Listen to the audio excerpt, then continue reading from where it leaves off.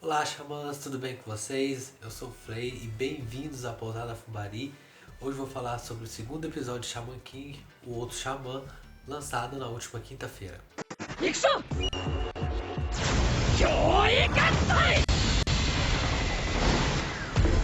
O episódio começa com Manta recapitulando o que aconteceu no episódio anterior, com ele conhecendo o Yo, conhecendo as suas habilidades de xamãs e o seu objetivo de ser o Shaman King. Eu não sei se vamos ter essa recapitulação acontecendo em todos os episódios. Por um lado é bom para refrescar a memória, dos acontecimentos e orientar quem pega o bonde andando. Depois disso temos a cena semelhante à do primeiro episódio, com o Manta voltando tarde do cursinho e pegando um atalho no cemitério. Dessa vez agora está mais familiarizado com os fantasmas. E aí ele encontra um garoto observando as estrelas, só que dessa vez esse garoto não é o Yo. Esse rapaz começa a falar com ele sobre como em Tóquio não dá para se ver as estrelas e que a humanidade está ficando perdida porque não consegue se guiar através delas. Foco no terninho brilhante dele.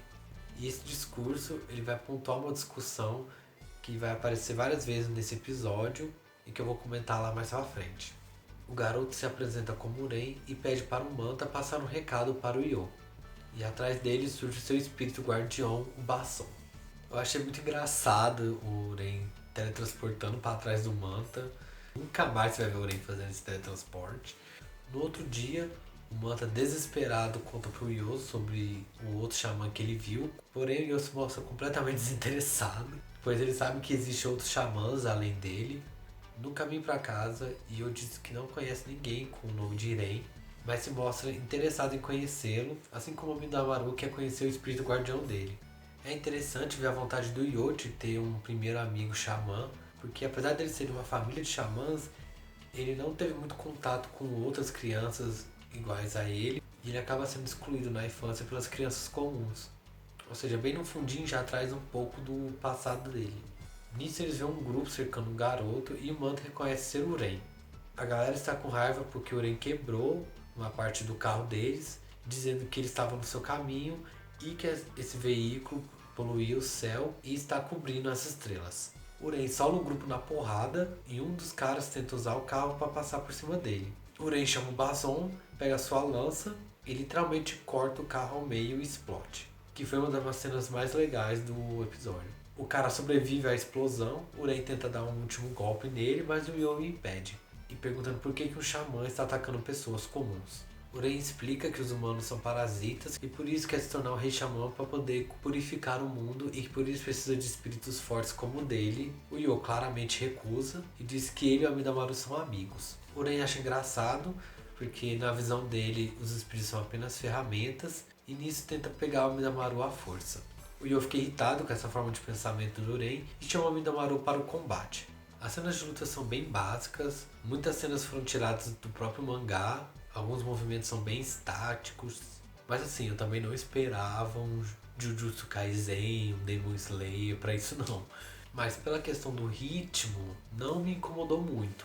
Porém, diz que o Yo não consegue nem usar 10% do poder do Amidamaru e utiliza sua possessão 100% e acerta o Yo com um golpe bem forte, derrubando ele, fazendo um corte no seu ombro, numa cena que é bem dramática dele caindo e sangue voando, que ficou bem legal. E sujando o Uren de sangue.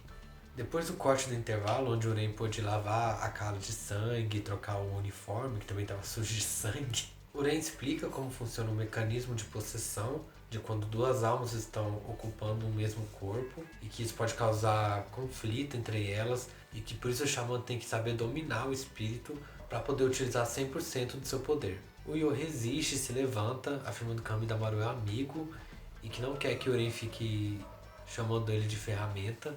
E nisso ele propõe do Amidamaru poder fugir e ir para o além para poder não se tornar uma ferramenta do Uren. O Amidamaru se recusa, porque ele já está apegado ao Yo. E nisso o Uren avança para atacar o Yo, porém ele consegue bloqueá-lo. E aí o Uren percebe que o Yo conseguiu atingir o 100% da possessão. E assim utilizam uma técnica clássica do Amidamaru e derrota o Uren, e assim ambos desmaiam. Então somos levados ao passado do Yo, mostrando ele criancinha treinando com seu avô. Porém, ele não tem muito êxito nos seus treinamentos e seu avô castiga fazendo selos de jutsus no Naruto e invocando os Shikigami para jogá-lo no lago. Yo se recusa, diz que não quer se tornar um xamã e que quer apenas ouvir suas músicas e ter uma vida confortável.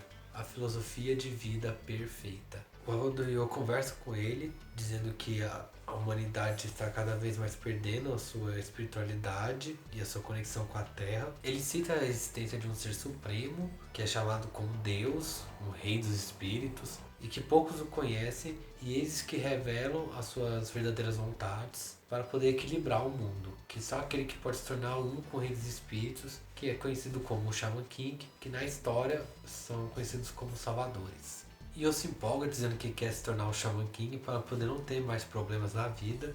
O seu avô fica chocado. O Yo acorda assustado, aquela lembrança não passava de um sonho que ele estava tendo, e ele acorda no hospital. O Amidamaru e o Manta ficam confusos e ficam falando sem parar, e nesse momento entra uma garota pedindo silêncio e se aproximando de Yo. O Manta, sem saber de quem acaba indo pra cima, perguntando quem ela é, falando que ela estava perdida. Ele leva um tapão na cara. E essa garota se apresenta como Ana, a esposa do Yo, mais conhecida como a dona da porra toda. E assim acaba o episódio. 気安く話しかけてんじゃないわよ、おちびさん。私はシャーマン。いたこのアンナ。朝倉陽の言い名付けよ。Apesar desse episódio ser em torno do encontro do Uren com o Yo, muito se falou sobre a ação do ser humano. O Uren fala dessa questão que os humanos poluem os céus e assim ele não consegue ver as estrelas, e as estrelas são quem guia a humanidade pro caminho certo. No mangá ele é um pouco mais profundo. Ele diz que os seres humanos estão perdendo cada vez mais a sua espiritualidade e buscando apenas satisfazer o seu prazer. No flashback da infância do Yo, o seu avô ele também bate nesse tema, dizendo tanto que a civilização está crescendo e esquecendo o seu papel no ciclo da natureza e ressaltando a necessidade de um guia, os humanos não caem na sua própria ambição. O Shaman King discute muito isso, principalmente no mangá, que muitos personagens carregam essa vontade de realmente mudar o mundo e acaba envolvendo questões de meio ambiente. O Horo é um desses personagens que discute muito a exploração e o desrespeito dos seres humanos para com a natureza, já que a sua tribo foi muito afetada por conta dessas ações. E até mesmo o Hao, que é o nosso antagonista, ele tem um objetivo de salvar o planeta, porém com uma abordagem mais extrema e que a gente vai comentando decorrendo do anime para não revelar muita coisa. Mas esse é um dos motivos que Shaman King sempre me chamou muita atenção, e é muito bom um anime como esse, apesar da história ser de 1998, trazer uma mensagem que é tão atual e necessária nos dias de hoje. Uma coisa que eu queria destacar também é a fidelidade do anime com o mangá. Apesar do ritmo acelerado e de pequenas adaptações que nem foi muito percebida nesse episódio, tivemos muitas cenas animadas da forma que é feita no mangá, desde a aparição do Ren, as cenas de luta, foco nesses quadros do Amidamaru fazendo o Yo desviar do ataque do Ren, as explicações de como funciona a possessão de espíritos e até na questão do humor com aquele cervo aparecendo no canto da tela quando o avô do Yo bate nele. É diferente do primeiro anime, que eles não têm um embate no primeiro encontro, no meio da rua, eles apenas vão se confrontar no segundo encontro e eles acabam trocando o grupo que cerca o Ren pela gangue do Ryu.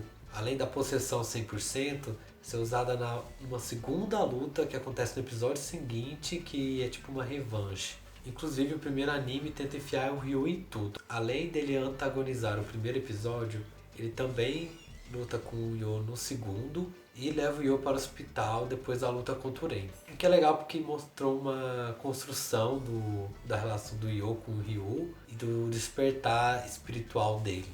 Mas o que o primeiro anime teve de liberdade artística para poder brincar com a história, esse segundo anime tá tendo fidelidade quase que 100% no mangá, quase que quadro a quadro, é tudo bem parecido, assim, as adaptações são muito pequenas e na questão de ritmo tá bem satisfatório. Então eu gostei muito desse episódio, ficou bem legal. Eu acho que deu um ar mais humano pro Ren do que psicopático igual ele era no primeiro anime, e que apesar dele ser o rival do Yo, ele não é de completo mal. Geralmente é o que incentiva o protagonista a ir além, né, a superar seus limites a ficar mais forte. E é o efeito que o Uren causa no Yo. E vice-versa, né? Porque o Uren também muda muito por conta do Yo. No próximo episódio, chamado Ana e Taojun, vamos conhecer a Ana, a esposa do Yo, e a Taojun, a irmã do Uren, e teremos o confronto entre o Yo e o Lee Pyron. Bom, Xamãs, muito obrigado pela atenção de vocês. Não se esqueçam de se inscrever no canal, de seguir o @pousada_fumbari para sempre estarem atualizados sobre Shaman King. Que o grande espírito guie vocês e até a próxima. Tchau, tchau.